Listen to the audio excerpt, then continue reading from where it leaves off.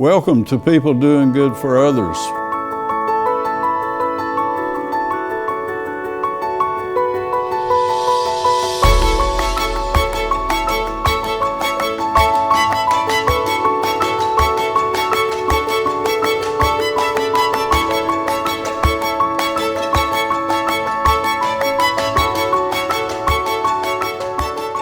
Good morning. This is People Doing Good for Others, where we highlight, celebrate, and hold in the light those who truly make significant contributions in our communities.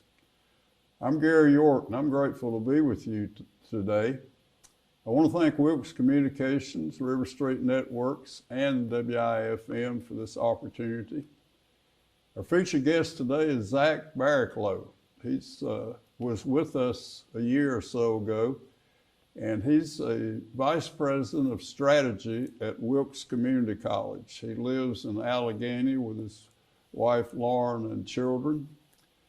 He's from Michigan, and from there had the opportunity to be in the Peace Corps in Panama. He's worked in Mexico and Lower California, and today he's, I think, a crusader, a real pioneer in some significant enhancements through Wilkes Community College in Ash, Allegheny, and Wilkes. So again, thank you for being with us, and good morning to you, Zach. Good morning, Gary. Nice to be with you. I still treasure your piece when you were here before, and I have it on a tape, and I listen to it, and I tell you what, I want you to start with.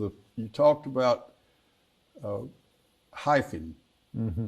And small villages, or maybe even a home, where the cash was coffee beans and the rest of the farming was subsistence. What would tell us about that again, will you?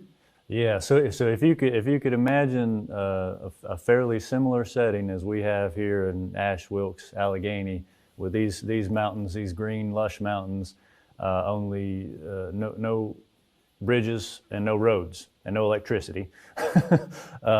That was the setting that both my wife and I were in Peace Corps in Panama. We were in a rural province, and she worked with farmers and taught in the schools, and I worked with coffee farmers and cooperative to help them kind of develop the business and markets for their cash crop. But most of these families lived in, thatched roof huts with 5 or 6 kids, and they were subsistence farmers. Subsistence farming. Yeah, about the sweetest people you could ever meet. Good. And anytime you'd visit them, they'd send you off with an armful of bananas and food to take with you. They were just about the sweetest people. A lot of parallels actually I see in this area with some of the mountain culture and the hospitality and the self-resilience and kind of neighborly Good ethic. When you came back, tell us when and some of the things you've been doing in Allegheny. Sure. So my wife and I moved back to the country in 2010. Okay. And we moved to Allegheny. I was from a small town just like Sparta. Lauren grew up in Sparta.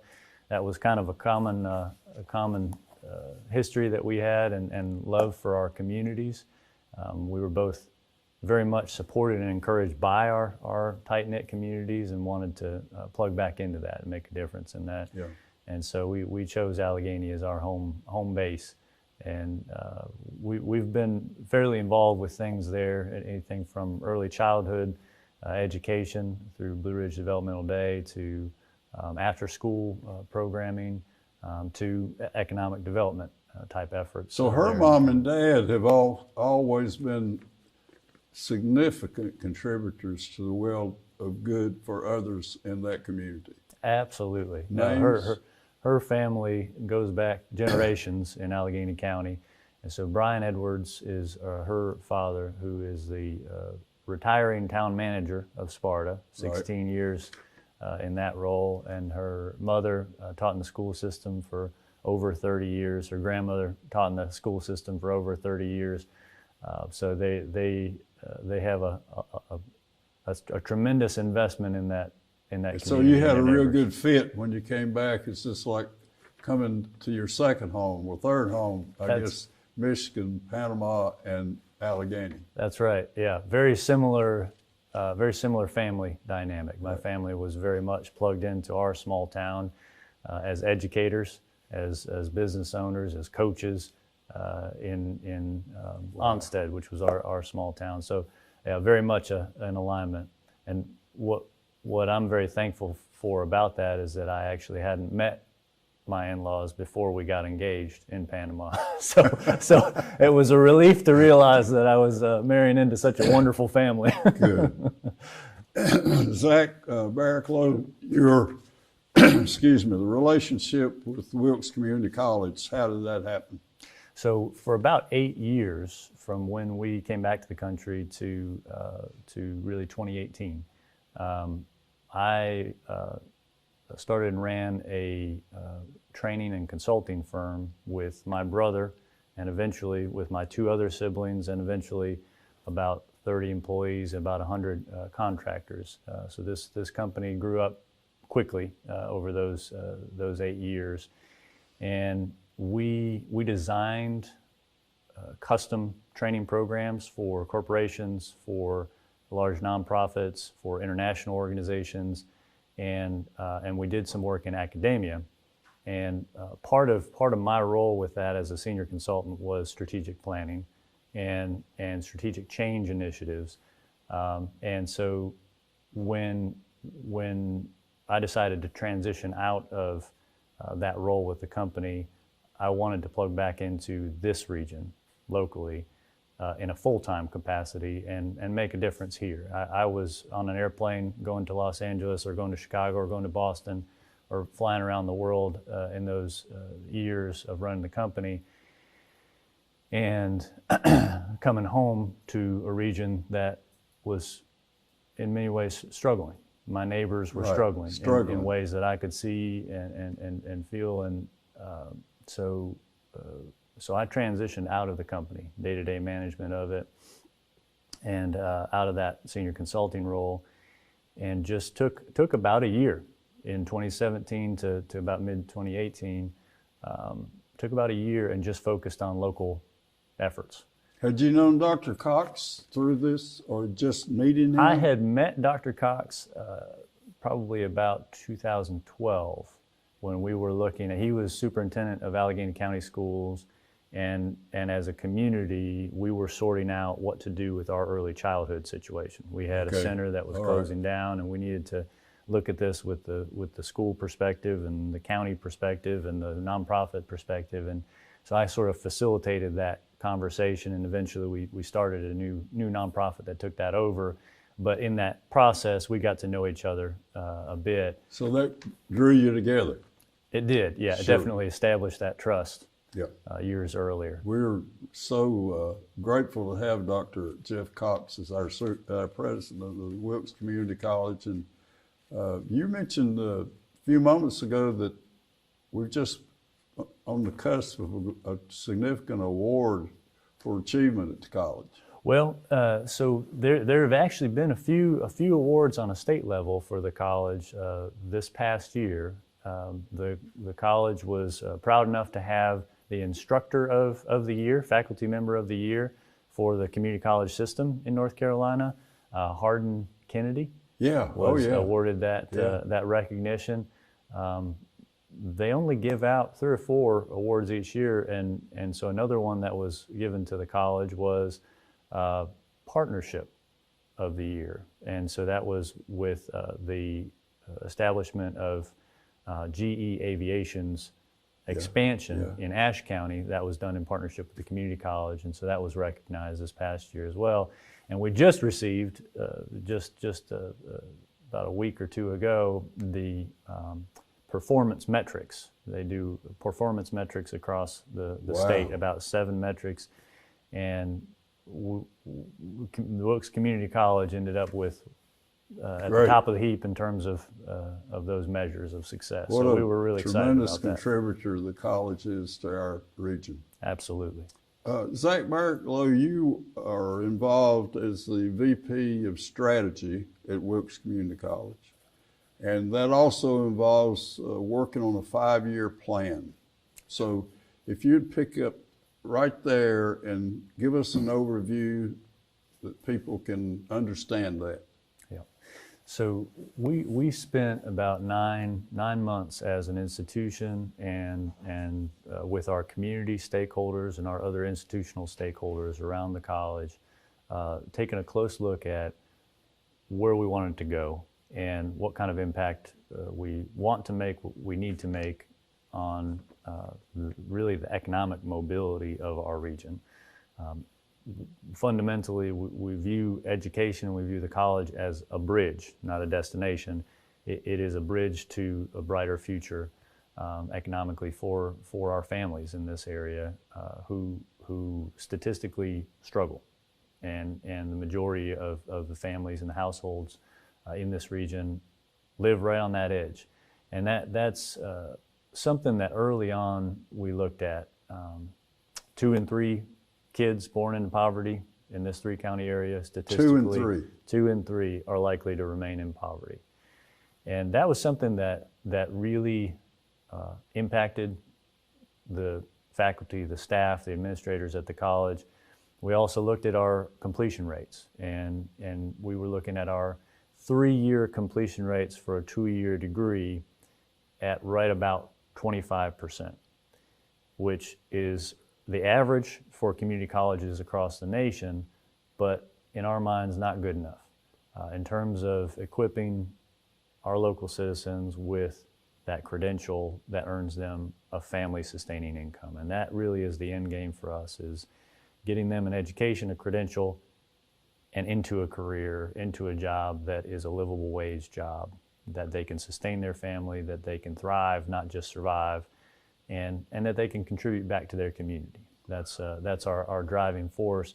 And so the strategic plan itself, we cast a kind of a general vision for those 5 years with flexibility year to year to adapt to how our resources changing, our circumstances changing, what kind of progress are we making. And so year to year, we build a very tailored, unique implementation plan with a set of strategies for that. And so some of the early interventions, early strategies that we have been able to implement with public and private support, one of those is a career coach program, which I think I mentioned in our last conversation. One of our observations in this planning process was that we needed to reach students earlier in their journey, in their educational journey. And looking at our high schools, we have stellar educators, administrators, counselors there, but that counselor to student ratio was very high. I think it was about 354 to 1. If I'm recalling now that's right. Before our career coaches? Correct. 6 of them? Correct. Okay. So thanks to Bob and Betty Strickland, who are staples here in the Wilkes community and involved with Lowe's for years, they contributed $1.1 million to support the launch of this career coach program, which also had some state funding, grant funding associated with it. And we were able to put 6 career coaches in our 6 traditional high schools in that 3-county area.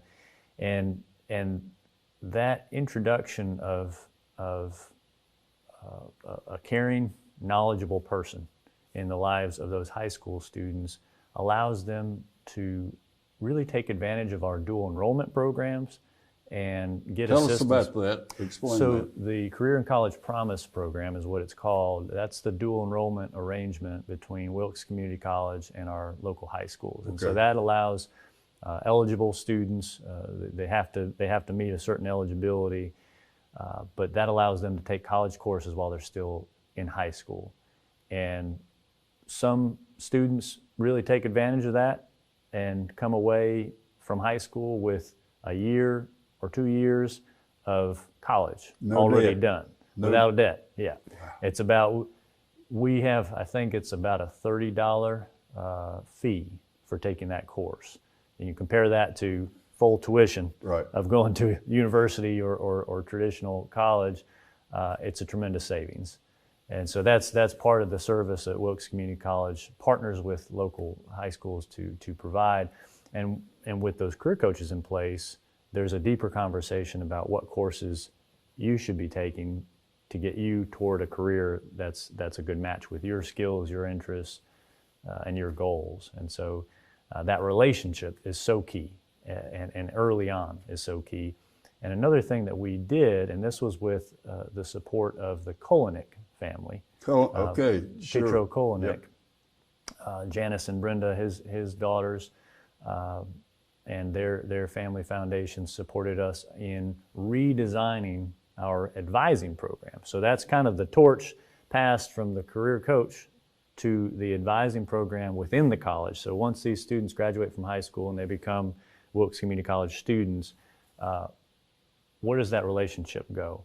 And so we completely redesigned our advising program such that every student has a person they can count on from day one, actually before day one, through graduation. No matter how long it takes, they have that point of contact that they can rely on for help in registering for classes, in talking about career aspirations, in troubleshooting some of the technology. Those advisors are their person. And so that's been a tremendous change and a tremendous, I think, enhancement to the student journey this past year. Zach Barricklow is the Vice President of Strategy. I so treasure the last time we were together that you said to me that these 6 and 10 students' families live so close to the edge that the least little bobble will pull them away from the opportunity for more education. Money will be spent, used vehicles versus going to school. That to keep the job, you have to be able to get there. So revisit that. I was so inspired by it and will never forget it. Yeah, so the majority of the students who go to Wilkes Community College, first of all, they work. They about 80 to 90% year to year work while they're studying because they have to. They need to earn an income in order to support their family, in order to support themselves. And so they are balancing financial pressures with academic goals. And that's difficult to balance both of those things with a rigorous course schedule and all the requirements of that, and also maintaining your job and maintaining your home life.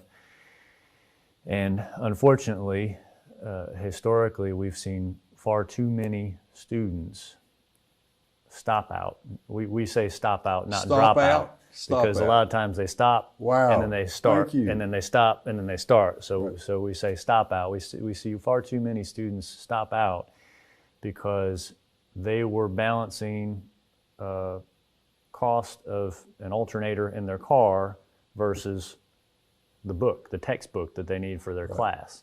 And so they have to have that car, they have to have that job, they go that route, and they don't make it back to college for another 3 years or 4 years or 5 years. And that's something we want to avoid happening. And so the Doc Watson Emergency Fund is one mechanism that we have at the college that allows a faculty member or staff member to come alongside that student and provide them with that emergency fund. And it could be for an automobile expense, it could be for a medical bill that's causing that same strain and disruption, that's right. Okay. It could be, especially in this day and time, it could be rent, so that they don't become homeless, which happens with our students. Wow. And so that is one mechanism, that Doc Watson Emergency Fund, that we are looking to expand going forward. And it's part of really a whole cadre of what we call wraparound services. So wraparound services. Those are those non-academic supports. So we have tutoring and we have academic supports, but those non-academic supports are so often what causes those students to have to stop their education. And so we have been working with local stakeholders on, for instance, transportation barriers and how can we address transportation barriers. We've been looking at those emergency funds. We've been looking at counseling services, particularly in this period of high stress and strain that people are going through. Our students are feeling that as well. So we're designing right now, in the midst of designing a more kind of comprehensive, inclusive method of wrapping that student in support as they're coming through our So doors. this is a new initiative. It is like starting a new era. Will you say that about through Dr. Cox and others, and you joined the team, and so new question, how do we find these opportunities, these students? Is it Good question. easily to identify them, or do they come to us? Share how I know you can help them if you get together. How do you get together? In terms of the kind of labor market opportunity, Or the student that we want to help with more education, how do we find that opportunity, that person who would just love to be involved in it? Yeah. So I think that the outreach and the partnership with our K-12 schools is critical. That's a big part of it. We have significantly expanded our marketing efforts to get the word out. Yep. That you don't just have to go to a 4-year university. There's 2-year and there's less. There's short-term credentials that can get you into a really promising career pathway, like HVAC, for instance, which is high demand right now. And what was that? HVAC. So heating and air. I got you. Okay. Type work. Plumbing, electrical, diesel mechanics is a huge one. Big demand for those. Big demand for those. Welding. We can't hardly.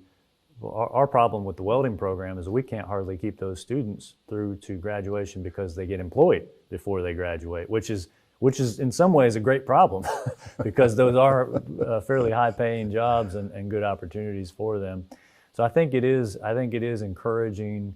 I think it's encouraging, Gary. I think that the key is as neighbors, as mentors, as employers, and as supervisors of young people, and really people across the spectrum in our community, it's encouraging them to go talk to somebody at the college. There you go. Because we have those advisors that can sit down with them and assess where are you at, where do you want to get to, and what's the best pathway there.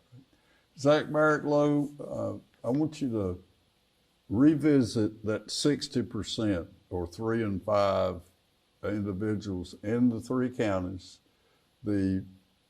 are facing this circumstance. Will you do that for me? Mm-hmm. The 60% we said are in this group that we desperately want to connect. Yeah. So we have in this 3-county area about 60%, depending on year to year how it's calculated, 60 to 70% of our population has less than an associate's degree. Meanwhile, more than 3/4 of the high-paying jobs require some sort of post-secondary credential. And so that disconnect is an issue for us because that's what perpetuates poverty. That's what perpetuates that living on the edge. Gotcha. Wow. And that's what we want to change. That's what we want to impact. And so part of the key to that is we, as an institution, and with our economic development partners, and with our chambers of commerce, and with our employers, and with our advisory committees, employer advisory committees, we need to be looking out, not just a year, 2 years, but 5 years.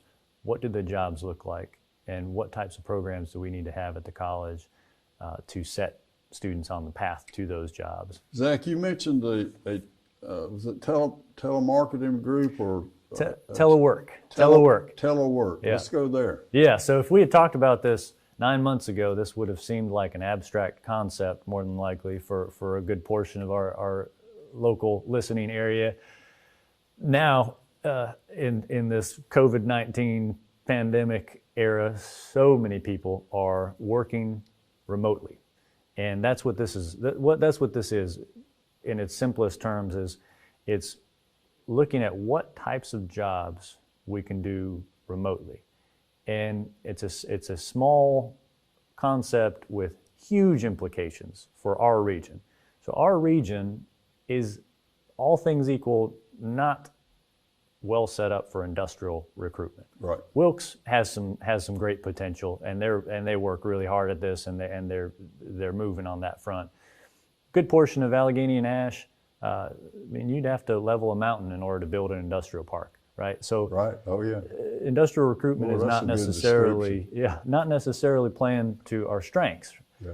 What we are strong is that we have excellent broadband internet.